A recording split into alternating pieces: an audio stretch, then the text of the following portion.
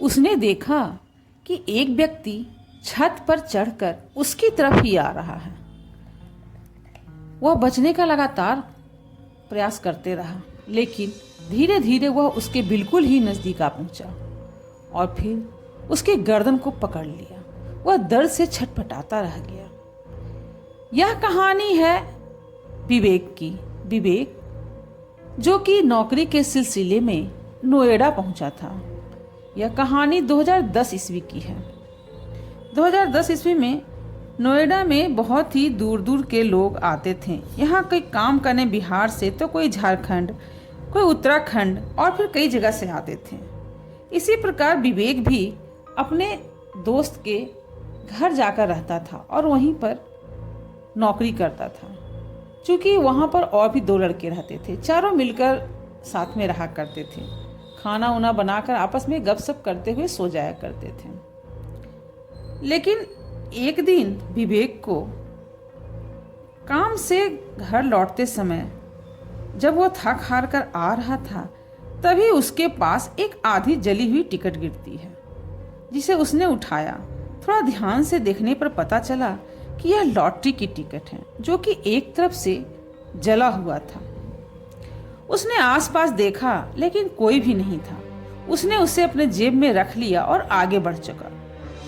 जब वह उस मकान में पहुंचा जहां पर वह किराएदार के रूप में रहता था, तो उसने देखा कि उसकी पड़ोस वाली छत पे कोई व्यक्ति खड़ा है। उसने इतना ज्यादा नहीं सोचा और अपने रूम पार्टनर से पूछे, कितने लोग आए हैं हमारे पड़ोस में। उस लड़के का नाम मनोज था। मनोज ने कहा, कितने लोग, मगर कहाँ पर? तभी विवेक ने कहा, पड़ोस में। मनोज ने कहा, कोई नहीं आया है, खाना आप जल्दी जल्दी बना लो। इस पर विवेक ने कहा, नहीं यार, मैंने तो देखा था। परंतु मनोज ने उसकी बात पर कोई भी ध्यान नहीं दिया। इस पर विवेक अपने ही अंदर अंदर कहने लगे, शायद ये मेरा भ्रम है। उसने लॉटरी की टिकट जो जली हुई थी उसके बारे में भी मनोज को नहीं बताया। अब दोनों खाना बना के खा पी कर सो जाते हैं। उनके बाकी जो दोस्त कहें या फिर रूम पार्टनर, वो भी घर पर आए नहीं थे।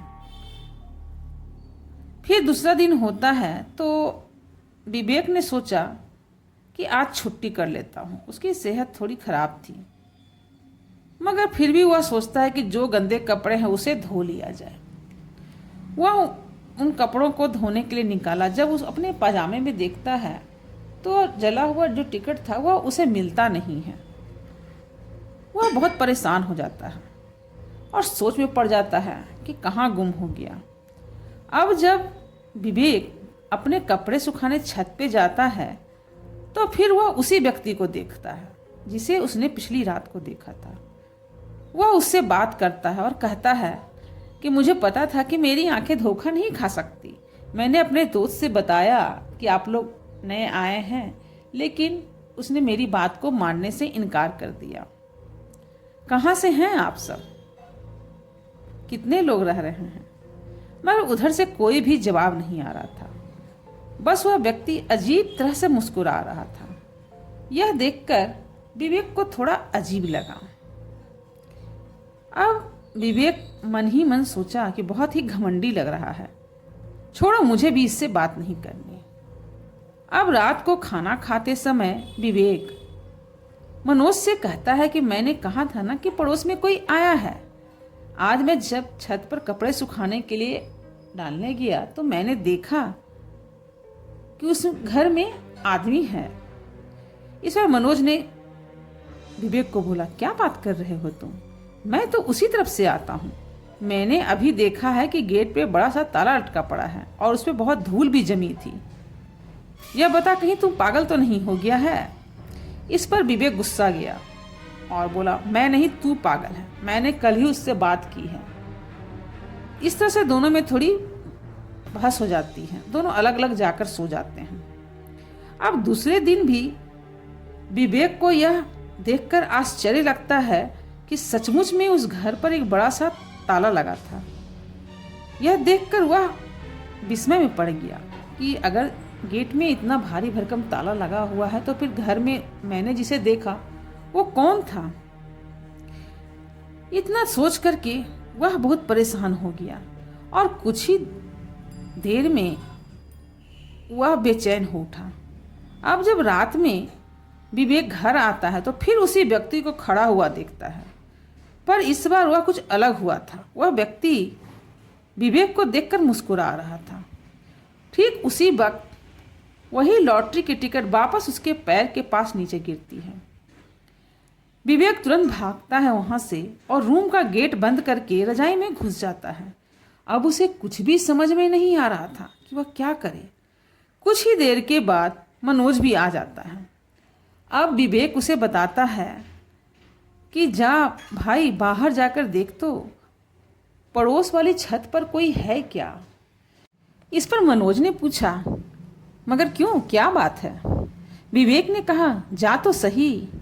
अब मनोज उसकी बात मानकर छत पर जाकर देखता है, मगर उससे पहले तो कुछ भी नहीं दिखता। मगर ज्यों ही वह पड़ोस वाली छत पर देखता है तो उसने देखा एक व्यक्ति खड़ा था जो एक अजीब तरह से मुस्कुरा रहा था। मनोज कुछ करने की बजाय उल्टे पैर वापस सीधा रूम में आ गया और थरथरा कर कांपने लगा। मुंह से उसके कुछ भी शब्द नहीं निकल रहा था। इस पर विवेक ने पूछे कि क्या हुआ, बता तो। इस पर मनोज ने कहा, बस चुप हो जा, हम दोनों कल ही यहाँ से दूसरी जगह कमरा ले लेंगे। और वह दोनों मकान मालिक के पास जाते हैं और अगली सुबह कहते हैं कि हम मकान खाली करना चाहते हैं और जो हमने आपको एडवांस में पैसे दिए हैं वह आप हमें दे दो।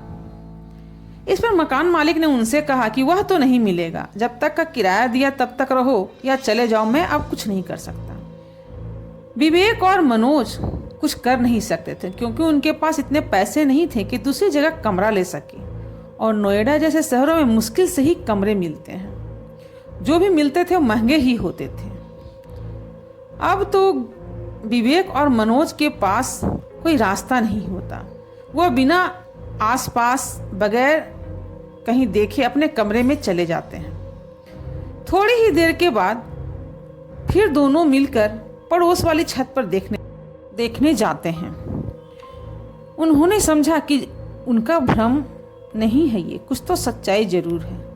अगले ही दिन उस मकान के बारे में विवेक और गुलशन दोनों मिलकर जानकारी इकट्ठा करते हैं, लेकिन आसपास के सभी लोग नए थे इसलिए किन्हीं को कुछ भी नहीं पता था। बस इतना ही पता था, लोगों ने बताया कि यहाँ पर एक नौकर रहता था जो उस घर के मालिकों की वजह से आत्महत्या कर लिया था और एक लॉटरी की टिकट उसने खरीदी थी जो कि उसके मृत्यु का कारण बनी। यह देख करके तो अब मनोज की और विवेक की हालत खराब हो गई क्योंकि वह लॉटरी की टिकट उनके पास ही थी। उन्होंने आपस में यह लगा कि चल करके हमें उस व्यक्ति को उसके लॉटरी की टिकट को लौटा देना चाहिए जिससे कि वो हमारे पीछे नहीं पड़ा रहेगा। यह सोच करके वह इंतजार करने लगा विवेक, लेकिन कुछ दिन तो नहीं देखे। अचानक ही उसे महसूस हुआ कि फिर कोई छत पर टहल रहा है। पता नहीं उसे क्या हो गया। वह भी धीरे धीरे उस मकान की छत पर कूद पड़ा और उस आदमी को बोला कि यह लो आपकी लॉटरी की टिकट, मैं इसे कुछ नहीं लेना चाहता। यह कहकर उसे वापस करने लगा, लेकिन यह क्या, धीरे धीरे वह आदमी उसके पास पूरी तरह पहुंच गया और उसके गले को दबाने लगा। इधर मनोज ने जब देखा कि विवेक घर पर नहीं है तो वह दौड़कर भागा और उसने धक्का दे दिया और धक्का देने की वजह से उसी वक्त वहीं पर विवेक नीचे गिर गया। और फिर जब उसे होश आया तो उसने देखा कि वह मनोज और उसके जो और भी रूम पार्टनर थे सभी मिलकर उसके आसपास हैं और उन लोगों ने फिर निश्चय किया कि अब इस रूम को खाली कर देना ही उचित है। लॉटरी के टिकट को विवेक ने उसे वापस कर ही दिया था। सभी लोगों ने सलाह मशवरा करके उस मकान को छोड़ दिया और अपनी जान बचाई। तो अगर आपको मेरी कहानी पसंद आई हो तो कृपया चैनल को लाइक, शेयर और सब्सक्राइब करें और कमेंट भी करें कि कहानी कैसी